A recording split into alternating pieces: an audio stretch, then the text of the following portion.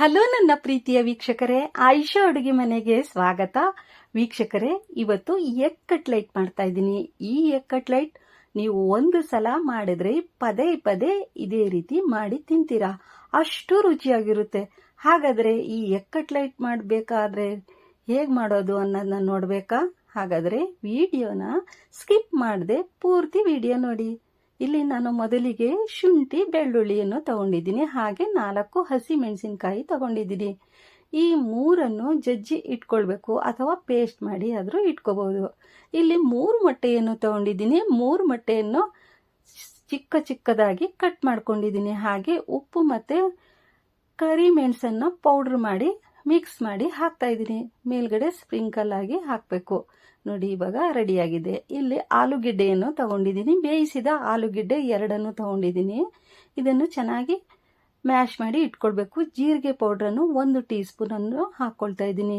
ಹಾಗೆ ಇಲ್ಲಿ ಚಾಟ್ ಮಸಾಲವನ್ನು ಹಾಕ್ತಾ ಇದ್ದೀನಿ. ಚಾಟ್ ಮಸಾಲ ಇಲ್ಲ ಅಂದರೆ ನಿಂಬೆ ರಸ ಹಾಕ್ಕೊಳ್ಳಿ.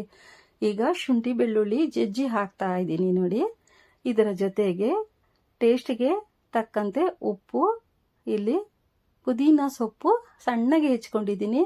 ಹಾಗೆ ಇಲ್ಲಿ ಕೊತ್ತಂಬರಿ ಸೊಪ್ಪನ್ನು ಸಹ ಸಣ್ಣಗೆ ಹೆಚ್ಚಿ ಹಾಕ್ಕೊಳ್ಳಿ. ಇವಾಗ ಇಲ್ಲಿ ನಾನು ಚಿಲ್ಲಿ ಫ್ಲೇಕ್ಸ್ ಅನ್ನು ಹಾಕ್ಕೊಳ್ತಾ ಇದ್ದೀನಿ. ಚಿಲ್ಲಿ ಫ್ಲೇಕ್ಸು ಸಹ ಇಲ್ಲ ಅಂದರೆ ನೀವು ಚಿಲ್ಲಿ ಪೌಡ್ರನ್ನು ಹಾಕ್ಕೋಬಹುದು. ಇವಾಗ ಎಲ್ಲವನ್ನು ಮಿಕ್ಸ್ ಮಾಡ್ಕೊಳ್ಳೋಣ. ಚೆನ್ನಾಗಿ ಮಿಕ್ಸ್ ಮಾಡ್ಕೊಳ್ಬೇಕು. ಒಂದಕ್ಕೊಂದು ಮಸಾಲೆ ಎಲ್ಲ ಹೊಂದ್ಕೋಬೇಕು. ಅಲ್ಲಿವರೆಗೆ ಮ್ಯಾಶ್ ಮಾಡಿ ಇಟ್ಕೊಳ್ಳೋಣ. ನೋಡಿ, ಇವಾಗ ಇದಕ್ಕೆ ನಾನು ಕಡಲೆ ಹಿಟ್ಟನ್ನು ಹಾಕ್ಕೊಳ್ತಾ ಇದ್ದೀನಿ. ಕಡಲೆ ಹಿಟ್ಟಿಲ್ಲ ಅಂದರೆ ಅಕ್ಕಿ ಹಿಟ್ಟಾದರೂ ಹಾಕ್ಕೋಬಹುದು ಅಥವಾ ಕಾರ್ನ್ಫ್ಲವರ್ ಆದರೂ ಹಾಕ್ಕೋಬಹುದು. ಇವಾಗ ಮಿಕ್ಸ್ ಮಾಡಿ ಇಟ್ಕೊಂಡಿದ್ದೀನಲ್ವಾ, ಇದಕ್ಕೆ ಸ್ವಲ್ಪ ಎಣ್ಣೆಯನ್ನು ಹಚ್ಕೊಳ್ಳಿ. ಕೈಗೆ ಎಣ್ಣೆಯನ್ನು ಹಚ್ಚಿ ಇವಾಗ ಸ್ವಲ್ಪ ಒಂದು ನಿಂಬೆ ಹಣ್ಣಿನ ಗಾತ್ರದಷ್ಟು ತಗೊಳ್ಳೋಣ. ಅದರ ಮಧ್ಯಕ್ಕೆ ಒಂದು ಸ್ಲೈಸನ್ನು ತಗೊಳ್ಳೋಣ. ಈ ರೀತಿ ಒಂದು ಮೊಟ್ಟೆಯ ಸ್ಲೈಸನ್ನು ತಗೊಂಡು ಮತ್ತೆ ಇನ್ನೊಂದು ನಿಂಬೆ ಗಾತ್ರದ, ಅದಕ್ಕಿಂತ ಸ್ವಲ್ಪ ಕಡಿಮೆ ಆದರೂ ಪರವಾಗಿಲ್ಲ. ನೋಡಿ, ಇವಾಗ ಇದನ್ನು ಚೆನ್ನಾಗಿ ಫಿಲ್ ಮಾಡಿ ಇಟ್ಕೊಳ್ಳೋಣ. ನೋಡಿ, ವಡೆ ತಟ್ಕೊಳ್ತೀವಲ್ವಾ, ಆ ರೀತಿ ಆ ಸೈಜಿನ ರೀತಿ ಮಾಡ್ಕೊಳ್ಬೇಕು. ಇವಾಗ ನೋಡಿ, ಈ ರೀತಿ ರೆಡಿಯಾಗಿದೆ ಅಲ್ವಾ? ಸ್ವಲ್ಪನೂ ಹೊರಗಡೆ ಕಾಣಿಸ್ತಾ ಇಲ್ಲ. ಇವಾಗ ರೆಡಿಯಾಗಿದೆ. ಇದೇ ರೀತಿ ಎಲ್ಲ ಮಿಶ್ರಣವನ್ನು ಇದೇ ರೀತಿ ಮಾಡಿ ಇಟ್ಕೊಳ್ಬಹುದು. ನಿಮಗೆ ಮೊಟ್ಟೆ ಸ್ಲೈಸು ಜಾಸ್ತಿ ಬೇಕು ಅಂದರೆ ಮೊಟ್ಟೆಯನ್ನು ಜಾಸ್ತಿ ಇಟ್ಕೊಳ್ಳಿ. ಇವಾಗ ರೆಡಿಯಾಗಿದೆ ನೋಡಿ. ಇವಾಗ ಇದಕ್ಕೆ ಫ್ರೈ ಮಾಡಲು ಹೋಗೋಣ. ಇಲ್ಲಿ ನಾನು 1 ಮೊಟ್ಟೆಯನ್ನು ತಗೊಂಡಿದ್ದೀನಿ. ಬಿಳಿ ಭಾಗ ಮಾತ್ರ ತಗೊಳ್ಬೇಕು. ಇದಕ್ಕೆ ಸ್ವಲ್ಪ ಉಪ್ಪನ್ನು ಸೇರಿಸಿ ಚೆನ್ನಾಗಿ ಮಿಕ್ಸ್ ಮಾಡ್ಕೊಳ್ಬೇಕು. ನೋಡಿ, ಈ ರೀತಿ ಮಿಕ್ಸ್ ಮಾಡಿ ಸೈಡಿಗೆ ಇಟ್ಕೊಳ್ಳೋಣ. ಇವಾಗ ಇದು ರೆಡಿಯಾಗಿದೆ ನೋಡಿ. ಈಗ ಇಲ್ಲಿ ಎಣ್ಣೆ ಕಾಯಲು ಸ್ವಲ್ಪ ಇಟ್ಕೊಳ್ಳೋಣ. ಇಲ್ಲಿ ನಾನು ಶಾಲೋ ಫ್ರೈ ಮಾಡ್ತಾ ಇರೋದು. ಫ್ಲೇಮನ್ನು ಮೀಡಿಯಂ ಫ್ಲೇಮಲ್ಲಿ ಇಟ್ಕೊಳ್ಳಿ. ಇವಾಗ ಒಂದೊಂದಾಗಿ ಮೊಟ್ಟೆ ಮಿಶ್ರಣದ ಜೊತೆಗೆ ಒಂದೊಂದಾಗಿ ಬಿಡ್ತಾ ಹೋಗಬೇಕು. ಪ್ಯಾನಲ್ಲಿ ಅಥವಾ ನೀವು ತವಾದಲ್ಲಿ ಬೇಕಾದರೂ ಫ್ರೈ ಮಾಡ್ಕೋಬಹುದು. ಶಾಲೋ ಫ್ರೈ ಅಲ್ವಾ ಮಾಡ್ಕೊಳ್ಳೋದು, ಹಾಗಾಗಿ ನೀವು ತವಾದಲ್ಲಿ ಬೇಕಾದರೂ ಹಾಕ್ಕೋಬಹುದು ಅಥವಾ ಪ್ಯಾನಲ್ಲಿ ಬೇಕಾದರೂ ಕಡಾಯಿಲಿ ಬೇಕಾದರೂ ಫ್ರೈ ಮಾಡ್ಬೋದು. ಒಂದೊಂದಾಗಿ ಬಿಡ್ತಾ ಹೋಗಬೇಕು. ಇದು ಬೇಗನೆ ಫ್ರೈ ಆಗೋಗುತ್ತೆ.